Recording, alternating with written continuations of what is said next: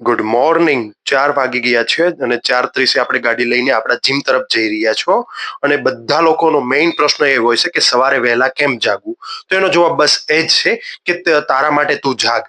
જો તું જાગીશ તો તારા બોડીનું ટ્રાન્સફોર્મેશન તું કરી શકીશ. જો જાગી નથી શકતા તો તમે એક ચેલેન્જ લો અને એ ચેલેન્જ પૂરી કરવાની ટ્રાય કરો.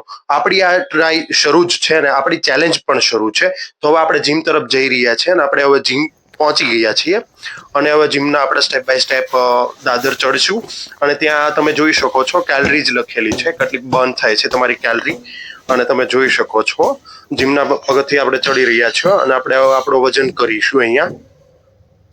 હા, આપણો વજન 89 કિલો થયો છે શૂઝ સાથે વિથ બેગ.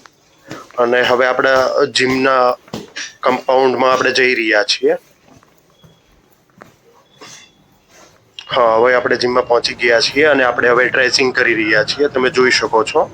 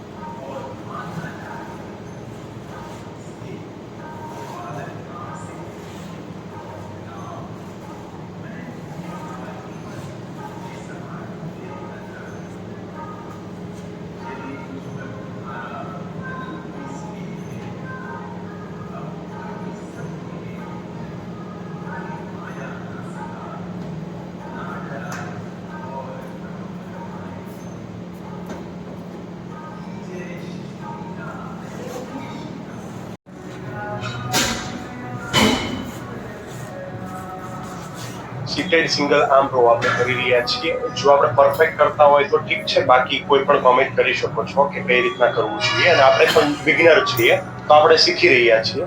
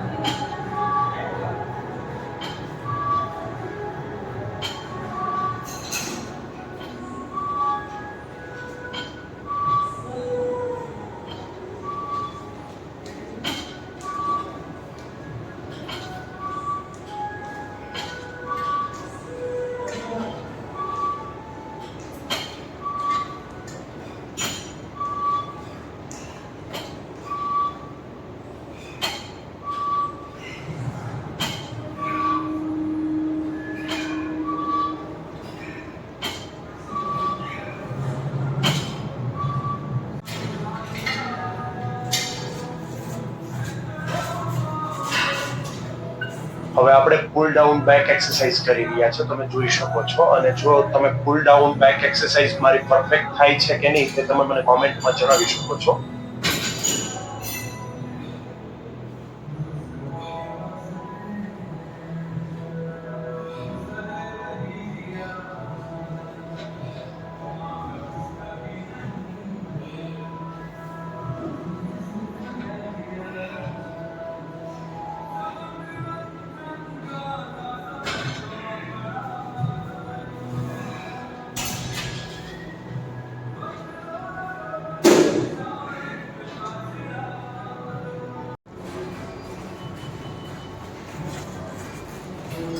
હવે આપણે પુલ ડાઉન બેક એક્સરસાઇઝ કરી રહ્યા છીએ, તમે જોઈ શકો છો. સાઈડમાં આપણે મસલ્સ કઈ રીતે બેક સાઈડના બિલ્ડ થાય છે એ રીતે આપણે કરી રહ્યા છીએ અને જોઈએ આગળ જતા આપણા મસલ્સ કેટલા બિલ્ડ થાય છે.